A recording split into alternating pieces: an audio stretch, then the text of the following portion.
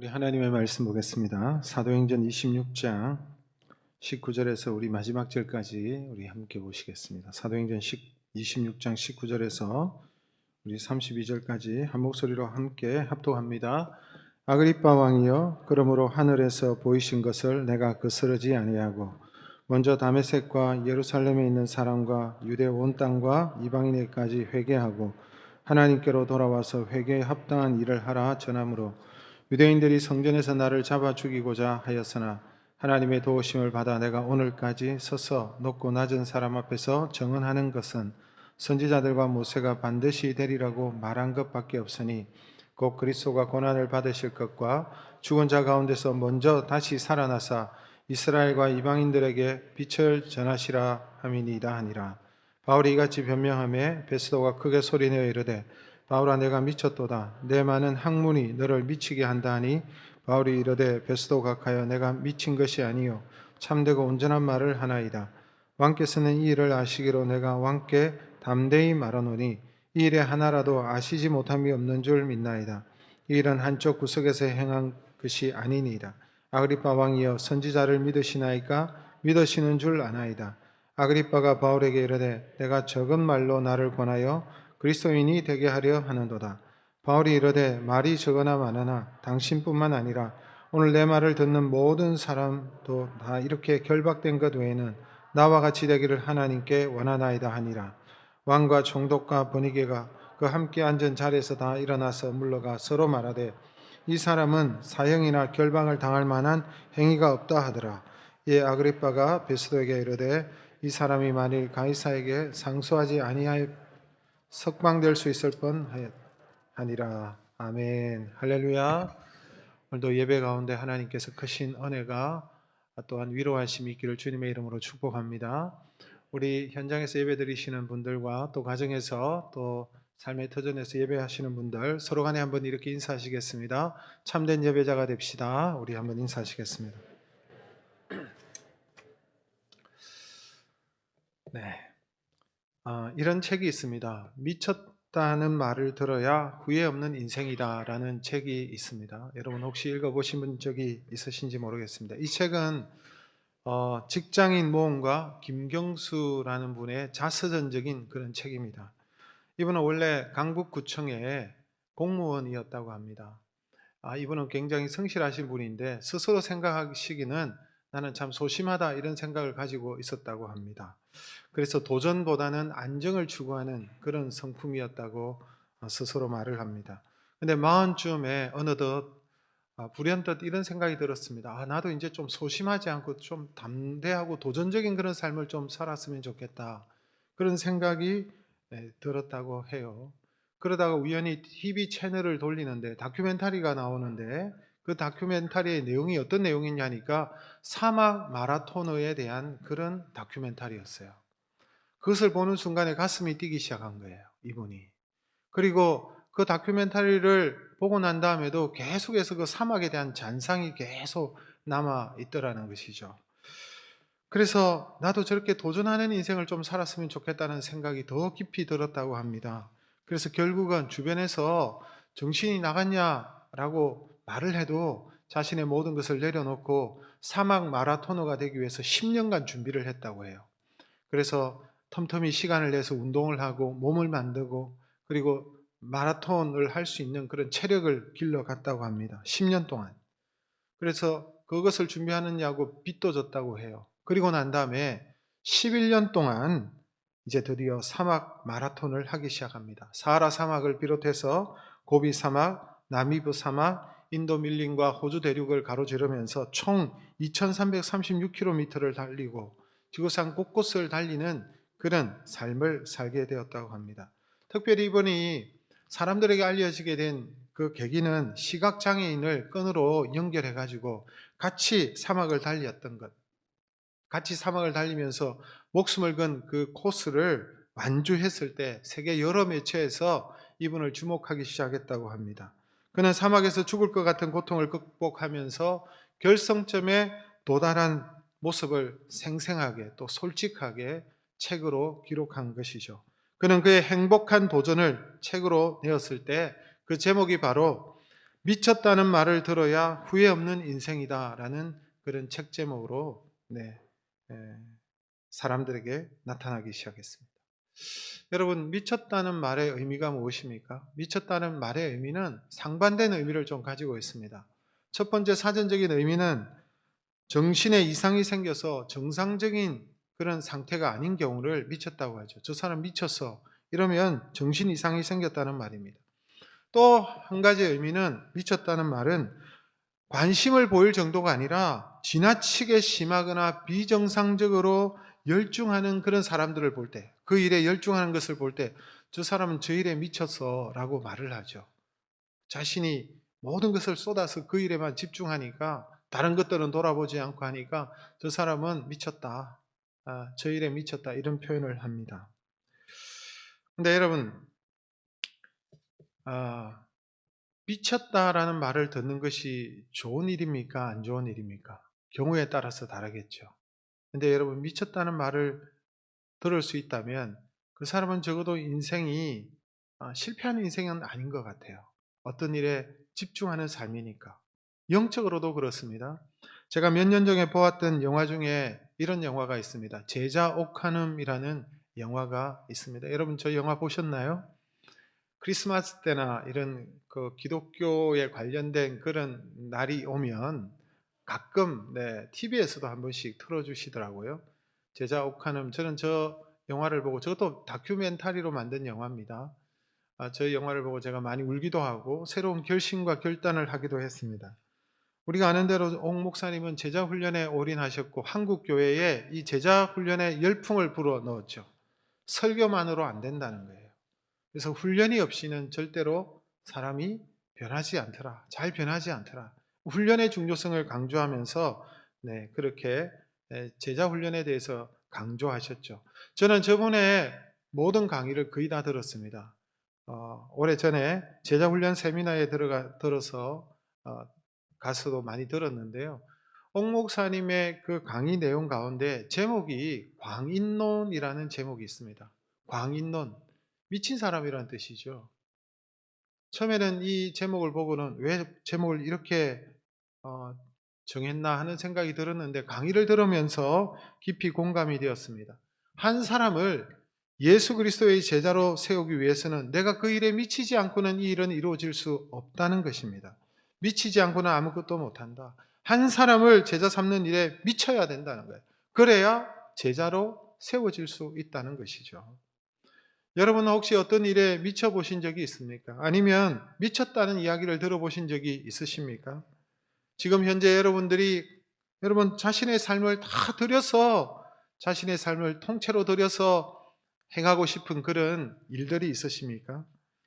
여러분 어떤 일이든지 이 미친 사람들이 큰 일을 해내는 것입니다. 그 사람의 인생이 정말 마지막에 가서 후회 없는 삶을 산 사람들은 한결같이 어떤 일에 미쳐 있는 사람들이다라는 것입니다. 오늘 성경에 보니까 총독 베스도가 사도 바울을 향해서 미쳤다라고 소리를 지르고 있습니다. 오늘 본문 24절에 나오죠. 같이 한번 읽겠습니다.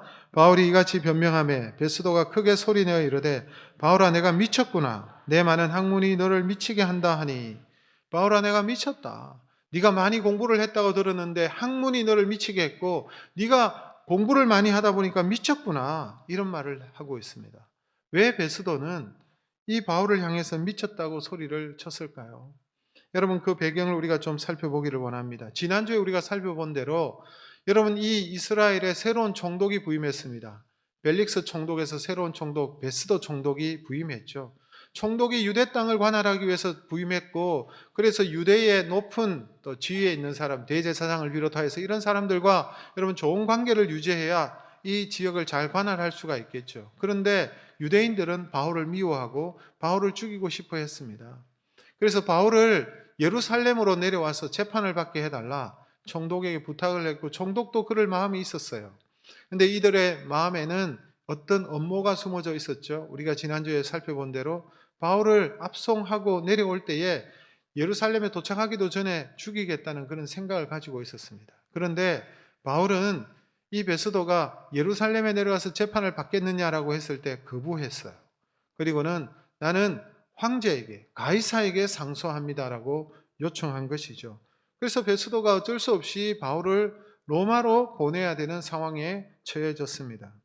로마의 시민권자이기 때문에. 근데 로마로 압송하기까지는 아직 시간이 좀 걸리고, 무엇보다도 여러분, 황제에게, 가이사에게 바울을 보내려면 마땅한 분명한 이유가 있어야 되지 않겠습니까? 뚜렷한 제목이 있어야 되지, 이유 없이, 그런 분명한 납득할 만한 이유 없이 제수를 황제에게 보내면 여러분 자신이 위태로울 수가 있는 것입니다. 황제에게 예? 분명한 이유도 없이 어떤 죄수를 보낸다는 말이 안 되잖아요. 그래서 이 바울에 대해서 좀 더 잘 알 필요가 있고, 그래서 그 분명한 납득할 만한 이유를 적어서 황제에게 보내야 되는 것이죠.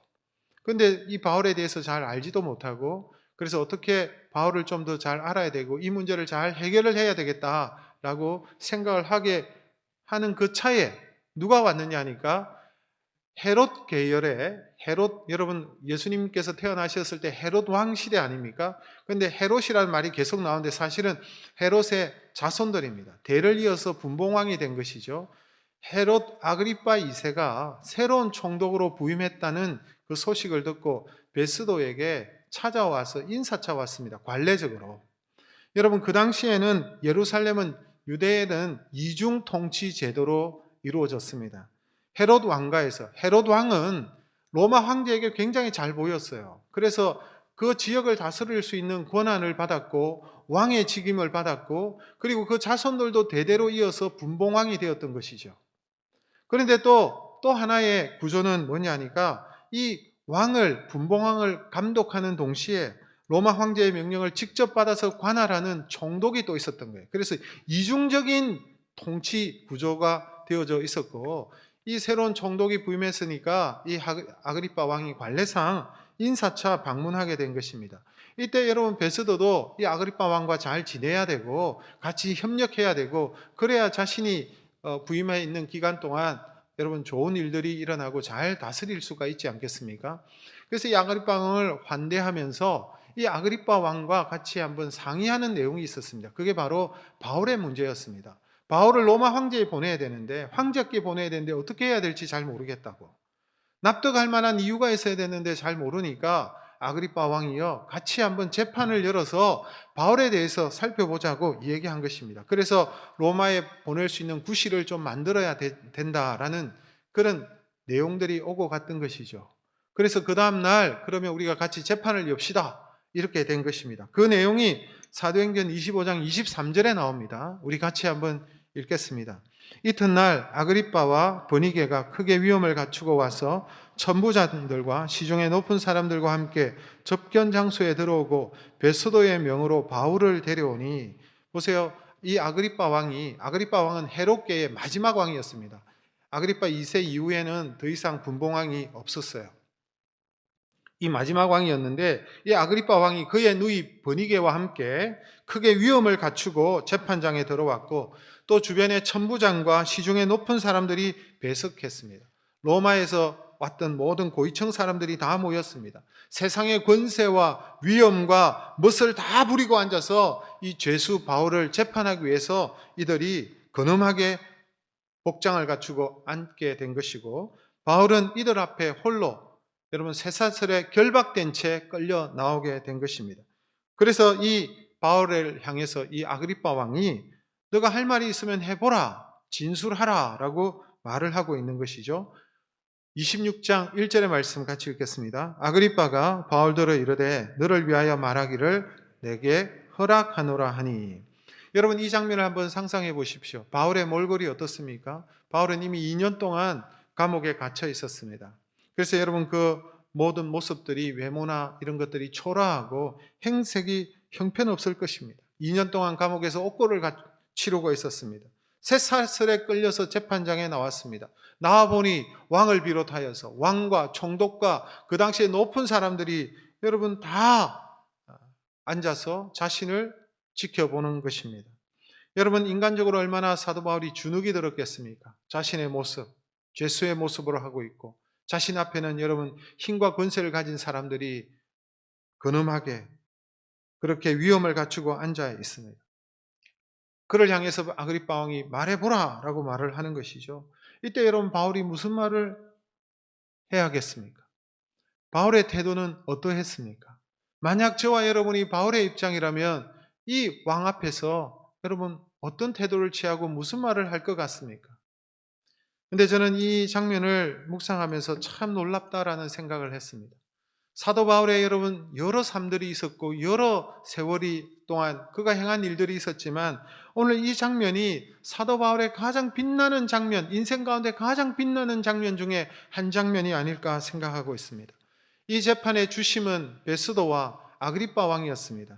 그런데 이들은 화려한 옷을 입고 위엄을 갖추고 마치 자신들이 이 세상을 다스리는 그런 주인인 것처럼 그렇게 앉아서 사도 바울의 목숨줄을 쥐고 있는 것처럼 앉아 있지만 사실 여러분 재판장에 홀로 서 있는 이 제수의 복장을 하고 쇠고랑을 차고 결박되어져 나온 이 사도 바울이 여러분 오히려 주인공입니다. 바울이야말로 역사의 주관자 되시는 전능하신 하나님께로부터 보냄을 받은 사도였습니다. 누구의 말을 들어야 될까요?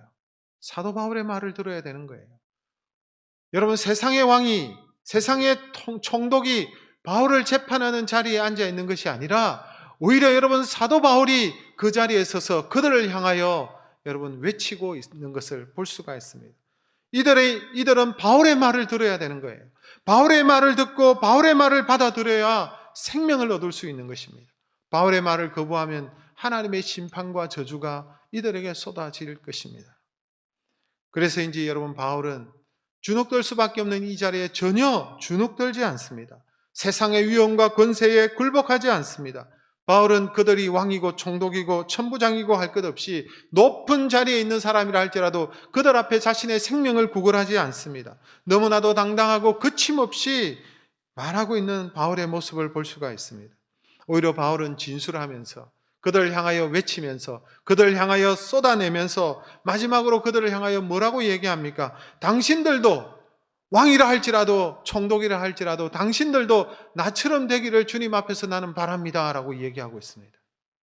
여러분 주객이 전도된 느낌이 아닙니까? 저는 이 장면을 보면서 바울은 정말 미쳤구나.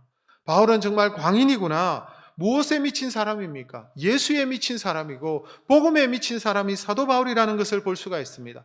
복음에 대한 확신이 얼마나 강력했든지 사도 바울은 그 자리에도 세상의 모든 권세를 가지고 힘 있는 그들 앞에서도 조금도 눌림이 없이 그들을 향하여 오히려 당신들도 나처럼 되기를 원합니다라고 얘기할 정도였습니다. 바울은 그들 앞에서 누구를 전합니까?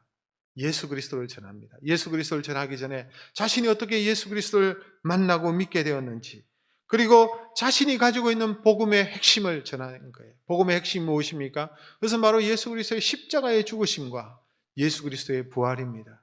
십자가와 부활, 나의 죄 문제를 사하여 주시기 위해서 죽으심과 나를 위하여 3일 만에 부활하신 그 예수 그리스도, 그 생명을 전하는 것을 볼 수가 있습니다.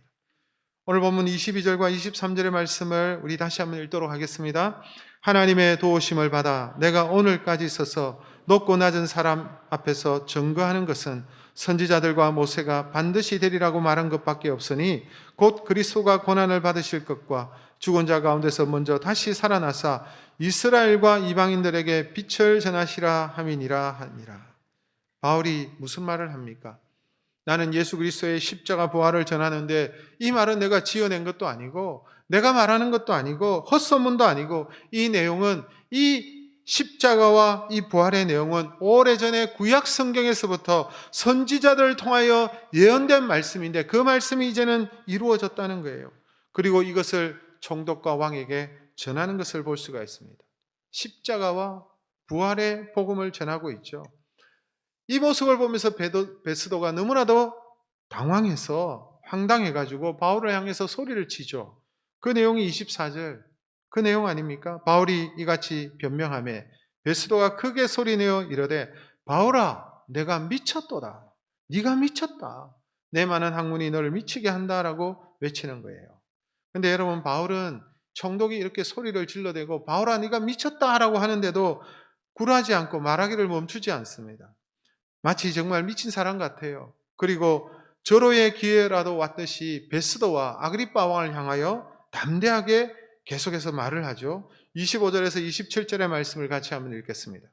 바울이 가로되 베스도 각하여 내가 미친 것이 아니요 참되고 온전한 말을 하나이다. 왕께서는 이 일을 아시기로 내가 왕께 담대히 말하노니 이 일에 하나라도 아시지 못함이 없는 줄 믿나이다. 이 일은 한쪽 구석에서 행한 것이 아니니이다.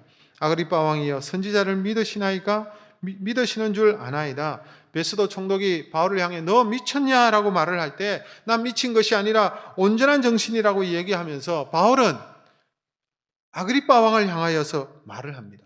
왕도 아시지 않습니까? 왕도 예수의 십자가와 부활의 사건을 아시지 않습니까? 이 사건은 저 시골 한 구석에서 일어난 것이 아니라 이스라엘 예루살렘 한복판에서 모든 사람들이 보는 가운데 일어난 일이 아닙니까? 이 사실을 아그리빠 왕 당신도 아시지 않습니까? 지금 얘기하는 거예요.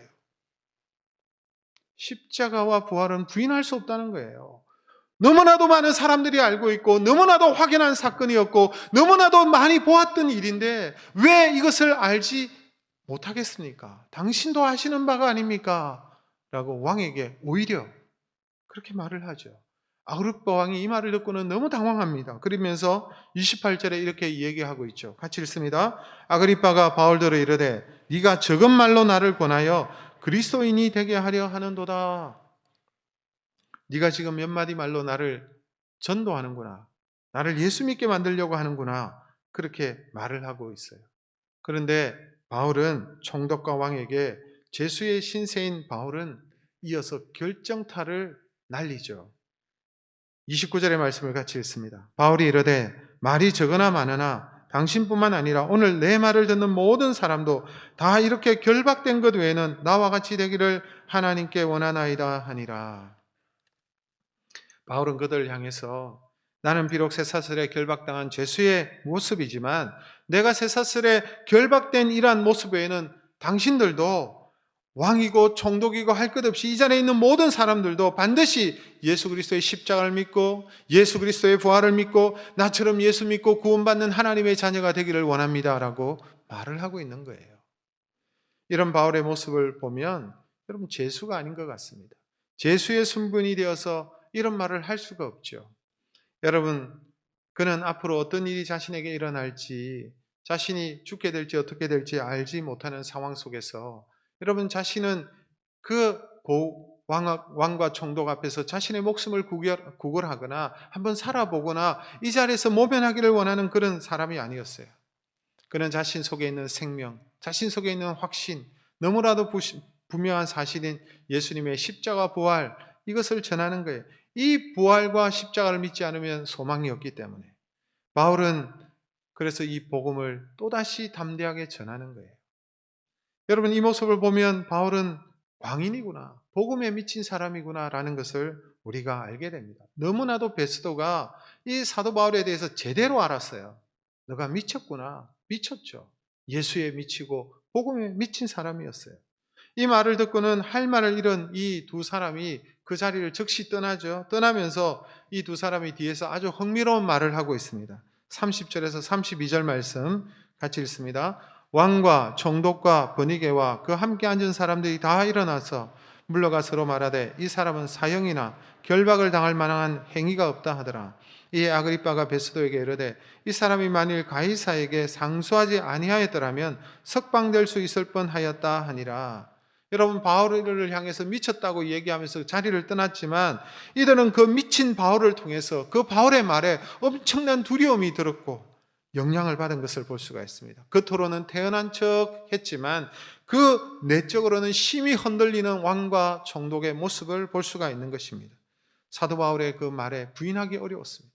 사도 바울의 그 확신 앞에 이들이 오히려 감동을 받은 것입니다. 분명한 그 확신과 사도 바울의 태도 앞에 놀란 것입니다. 바울은 복음에 미친 사람이 분명합니다. 여러분 세상은 누가 이끌어가는 줄 아십니까? 세상은 미친 사람들이 세상을 이끌어갑니다. 제정신이 아니다. 미쳤다고 손가락질 받는 그 사람들이 결국은 시대를 이끌어가는 거예요. 왜 손가락질을 받습니까?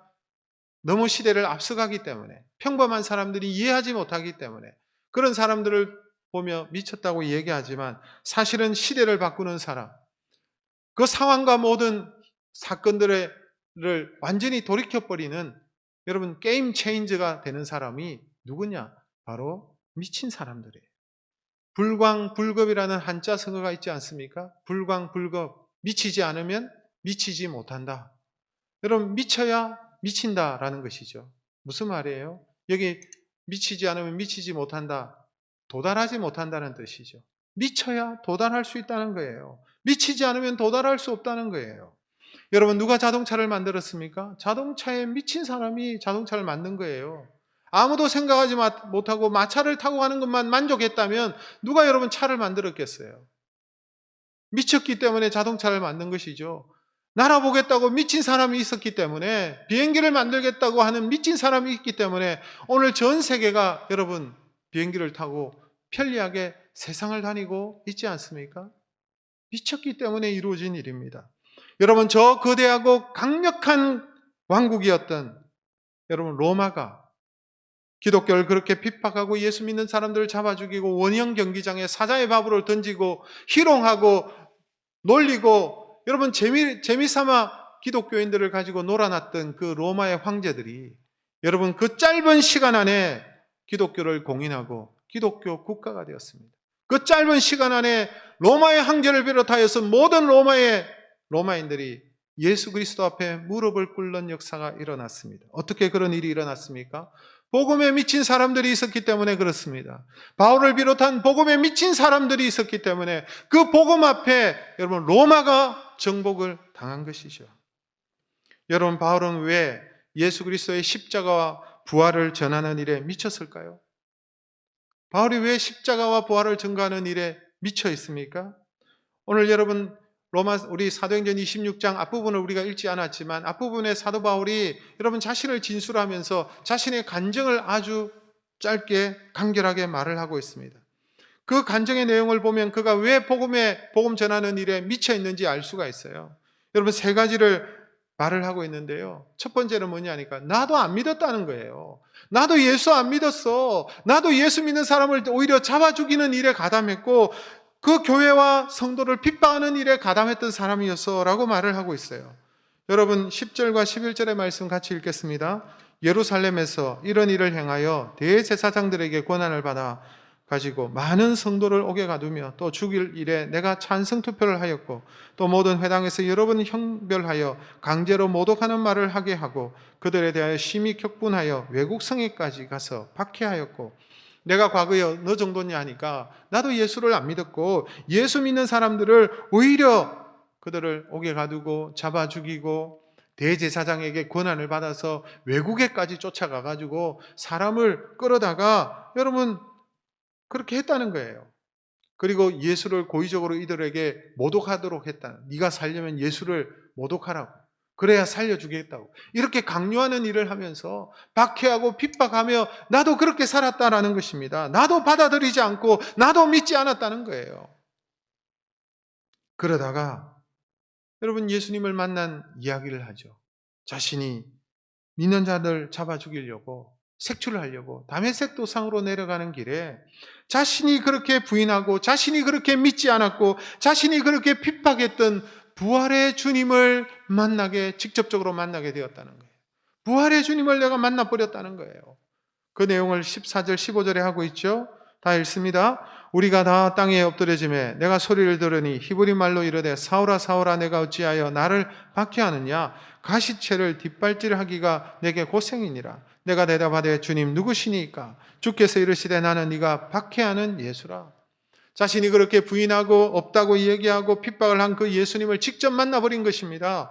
그래서 바울이 미치게 된 거예요. 자신이 부인했던 사람인데, 자신이 믿지 않았던 사람인데 그 부활의 주님을 만나게 된 다음에 이 사람이 완전히 바뀌어버린 것이죠. 예를 들면 여러분 저 아프리카 땅에 가면 부족들 가운데 아직도 전기가 들어가지 않는 그런 부족들이 있답니다. 전기에 대해서 전혀 모르는 거죠. 그런데 이 부족들에게 복음을 전하는 선교사님이 이런 태양력 발전 시스템이나 소형 발전 시스템을 이용해 가지고 그 부족에 들어가서 전기를 여러분 공급하고 불을 밝히면서 복음을 전하는 그런 선교사님들이 있다고 합니다. 전혀 전기를 알지 못하는 이 부족들에 들어가 전기에 대해서 설명을 하고 이렇게 하면 불이 에너지가 생겨가지고 불을 밝힐 수 있고, 밤에도 환해질 수 있고, 밤에도 우리가 다닐 수가 있고, 밤에도 모일 수가 있고, 밤에도 함께 그렇게 일할 수도 있고, 이런 이야기를 하면 이 부족 사람들이 알아듣겠습니까? 이해를 못하는 거죠. 너 미쳤냐? 이렇게 얘기하지 않겠습니까? 근데 실제로 여러분, 이 발전기를 이용해서 전기를 일으켜서 불을 밝히면 그제서야 믿는 거예요. 깨닫게 되는 거예요. 아, 이렇게 될 수가 있구나. 그래서 이 사실을 알고 난 다음에 이 선교사님이 전하는 복음을 더 마음을 열고 잘 받아들이는 그런 사역들이 있는 것입니다. 바울이 그랬다는 거예요. 없다고 부인하고 있을 수 없는 일이라고 얘기했던 그 예수님을 자신이 직접 만나고 직접 그 말씀을 듣고, 그리고 그분이 직접 자신에게 사명을 주신 것이죠. 네가 보고 들은 바를 다른 사람에게 증거해라. 증인이 되라. 라고 바울에게 말했던 거예요. 그래서 이 복음을 전하는 일에 자신은 미칠 수밖에 없었다. 그렇게 말을 하는 것 아니겠습니까? 사도행전 26장 16절에서 18절 말씀을 같이 읽습니다. 일어나 너의 발로 서라. 내가 내게 나타난 것은 곧 네가 나를 본 일과 장차 내가 네게 나타날 일에 너로 종과 증인을 삼으려 함이니, 이스라엘과 이방인들에게서 내가 너를 구원하여 그들에게 보내어 그 눈을 뜨게 하고 어둠에서 빛으로 사단의 권세에서 하나님께로 돌아오게 하고 죄 사함과 나를 믿어 거룩하게 된 무리 가운데서 기업을 얻게 하리라 하더이다. 여러분, 바울의 간증은 매우 간결하죠. 너 어떻게 그렇게 변했니? 너 어떻게 그렇게 복음에 미쳤니? 라고 이야기하면 그 답은 간단합니다. 나도 전혀 믿지 않았어. 나도 믿지 않았지만 그분을 내가 직접 만났어. 그리고 그분이 나에게 이 일을 부탁하셨어. 나는 그래서 이 일을 하는, 복음을 전하는 사람이 되고 복음에 미치게 되었다는 것입니다. 사실 여러분, 이 바울의 간증이 저와 여러분의 간증이 되어야 될 줄로 저는 생각합니다. 우리도 한때 믿지 않았습니다. 우리도 한때 안 믿을 정도가 아니라 부인했죠. 예수 믿는 자를 욕했죠. 여기 앉아 있는 사람들도 아마 그런 분들 있었을 거예요. 내가 교회당에 나가면 내 성을 갈겠다, 이런 사람들이 혹시 이 자리에 있을 거예요. 그랬는데 여러분, 예수님이 자신에게 찾아오셔서 만나주시고 그 복음을 들을 때에 그 복음이 믿겨지고 감격이 일어나고, 여러분 그 복음 안에서 생명을 얻는 역사를 경험하고 가슴이 뜨거워지고 내가 믿는 이 예수를 나도 전하고 싶은 마음이 여러분 우리 가슴 속에 커져나가는 그런 경험들을 우리가 하지 않았습니까? 여러분, 예수 그리스도께서 찾아오셔서 나에게 새 생명 주시고 나에게 여러분 참 자유를 주시고 하나님의 자녀가 되게 하셔서 이제는 그래서 우리가 가정으로, 직장으로, 세상으로 나가서 복음의 정인으로 나를 삼으셨구나, 그 확신 가지고 복음을 전하는 저와 여러분이 된 줄로 믿습니다. 그런데 여러분, 복음의 정인의 삶을 요즘 잘 살아가고 계십니까? 요즘 우리가 핑계를 대기가 쉽죠. 코로나 가운데 복음을 전하는 것이 이게 민폐가 아니냐, 복음 전하는 것이 마치 잘못된 것이냐 우리가 생각하기가 쉽습니다. 근데 여러분, 그렇지 않습니다. 복음을 받아들이지 않는 사람은 지금 어떤 상황에 있습니까?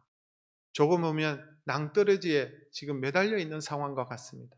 예수님을 모르는 사람은 낭떠러지에 매달려서 언제 떨어질지 모르는 그 위급한 위태한 상황에 있다고 봐도 무방합니다. 우리가 그들에게 손을 내밀고 그들을 건져줘야 되죠. 우리가 그들에게 복음을 전해야 되죠. 그렇지 않으면 그 사람들은 여러분 나락으로 떨어지고 죽을 수밖에 없는 상황이지 않습니까? 그런데도 불구하고 우리가 복음을 전하지 않는다는 것은 복음에 대한 확신이 없다는 거예요. 예수 그리스도의 그 십자가와 부활에 대한 확신이 없기 때문에, 예수 그리스도를 믿을 때 우리가 구원함을 받고 예수 그리스도를 믿을 때 하나님의 자녀가 되고 예수 그리스도를 믿을 때 우리가 영생을 얻는다는 이 확신이 있다면 왜 우리가 전하지 않겠습니까? 왜 사랑하는 사람들에게 전하지 않겠습니까? 왜 내 가족에게, 왜 여러분 우리가 직장에게, 왜 여러분 우리가 세상에 나가서 우리가 전하지 않을 수가 있겠습니까? 다른 그 무엇보다도 복음을 전하는 것이 가장 시급한 문제가 되지 않겠습니까? 어떤 사람이 죽을 병에 걸렸습니다. 어떤 약을 먹어도 여러분 낫지를 않아요. 그런데 이분이 산삼을 먹었어요. 산삼을 먹고 이분이 살아났어요. 다시 힘이 생기고 막 살아난 거예요. 이분은 여러분 다니면서 무엇을 얘기할까요? 무엇을 얘기할까요? 산삼 얘기하겠죠. 내가 산삼을 먹고 살았어. 내가 이게 정말 좋아. 산삼을 먹어봐. 그러면 살 수 있어. 말하지 않겠습니까? 어떤 죽을병에 걸린 분이 여러분 명의를 만났어요. 좋은 의사분을 만나가지고 이분을 통해서 여러분 생명을 얻었어요. 목숨을 얻었어요. 안 그랬으면 죽었을 텐데. 그래서 이분은요, 자기와 같은 처지에 있는 사람들을 만나면 이 의사를 소개하는 거예요. 그분을 만나보라고. 그분에게 찾아가 보라고. 그러면 될 거라고. 의사를 가는 데마다 얘기할 거예요. 여러분, 우리가 예수 믿고 영생을 얻은 사람이라면 여러분, 우리가 만나는 사람마다 누구를 얘기해야 되겠습니까? 예수 그리스도의 십자가와 부활을 여러분, 우리가 증거해야 될 줄로 믿습니다. 여러분, 그것이 우리의 사명이요, 우리를 구원하신 하나님의 뜻입니다. 왜 우리를 구원하셨을까요? 왜 우리에게 생명을 주셨을까요? 왜 우리가 자유케 하셨을까요? 여러분, 가장 중요한, 가장 시급한, 가장 여러분 우선순위가 바로 복음 전도의 사명인 줄로 믿으시기를 바랍니다. 그래서 여러분, 바울이 그러했잖아요. 복음에 미쳤잖아요. 그래서 여러분, 총독과 왕 앞에서도, 유력한 자들 앞에서도 전혀 기가 죽지 않고 죄수된 몸에도 불구하면서 총독과 왕에게 복음을 전하고 있습니다. 예수 십자가와 부활을 말하는 거예요. 여러분, 십자가와 부활을 말한다는 것은 예수님이 구원자요, 예수님이 여러분 하나님의 아들이시요, 예수님이 그리스도요, 메시아요, 예수님이 만왕의 왕이심을 말하는 거예요. 지금 아그리빠 왕 앞에서 지금 참된 왕을 얘기하는 거예요. 총독 앞에서, 모든 권세와 힘을 가지고 있는 그 총독 앞에서 예수 그리스도를 전하는 것은 예수 그리스도가 주인이라는 말을 지금 하고 있는 겁니다. 그러니까 여러분, 이 베스도가 기가 차서 네가 미쳤구나, 그렇게 말을 하는 거예요. 그럼에도 불구하고 바울은 쇠사슬에 결박된 자신의 손을 들고 이렇게 외쳤을 것입니다. 오늘 내 말을 듣는 모든 사람도 다 이렇게 결박된 것 외에는 다 나처럼 되기를 원합니다. 죄수로 결박된 나의 모습 외에는 여러분도 나처럼 예수 믿고 구원받고 하나님의 자녀가 되기를 원합니다. 바울의 삶에 여러분, 얼마나 멋지고 놀라운 장면인지 모르겠습니다. 복음의 확신이 바울을 이렇게 담대하게 만들었습니다. 복음에 대한 그 확신이 죽음도 두렵지 않게 만들었습니다. 복음에 대한 그 확신과 복음에 대한 그 새 생명에 대한 그 분명한 확신이 권세자 앞에, 왕 앞에, 총독 앞에서도 전혀 위축되지 않고 당신들도 나처럼 되기를 원합니다. 여러분, 바울은 황제나 왕을 부럽지 않았습니다. 참된 주권자요, 모든 능력의 근원이신 예수의 이름의 권세를 가지고 있기 때문에 왕의 권세보다 하나님의 권세가 더 크시며 세상 왕의 부요함보다 그리스도가 주는 부요함과 자유함이 더 만족스러웠기 때문에 그는 이 세상의 어떤 것 앞에서도 여러분 부럽지가 않았던 것입니다. 오히려 사도 바울이 말했죠. 나는 이 모든 것을 다 배설물로 여긴다. 다 치워버린다는 거예요. 하나님께서 나에게 주신 것에 비하면 이것은 배설물과 다름없다. 세상의 권세, 세상의 명예, 세상의 부요, 이런 것들은 갖다 비교의 대상이 되지 않는다. 그래서 그는 예수를 알았고 예수에 미쳤고 복음 전도에 미친 광인이 된 것입니다. 여러분, 저와 여러분도 마찬가지입니다. 우리도 바울처럼 복음에 대한 확신을 가지고 여러분 복음 전도하는 일에 미쳐야 될 줄로 믿습니다. 하나님께서 우리 교회에 무엇을 원하실까요? 이 지역을 구원하라고 하나님께서 우리 교회를 이 지역에 두셨다고 저는 믿습니다. 지역을 구원하는 구원의 방주가 되고 복음을 전도하는 일에 힘쓰는 교회가 되어야 되지 않겠습니까? 여러분, 많은 사람들이 우리 교회는 이것을 잘해 저것을 잘해 많은 사람들이 얘기하고 우리 성도들이 얘기해도 제가 가장 듣고 싶은 내용은 열린 하늘문 교회는 복음에 강한 교회야. 복음에 대한 확신을 가지고 복음 전도에 힘쓰는 교회야. 하나님께서 이것을 가장 기뻐하실 줄로 믿습니다. 저와 여러분도 복음에 대한 확신을 더욱더 가지시고 복음의 광인들이 되시고 누구를 만나든지 어떤 상황에 있든지 예수 그리스도의 십자가와 부활을 증거하는 하나님의 백성들 되시기를 주님의 이름으로 축복합니다.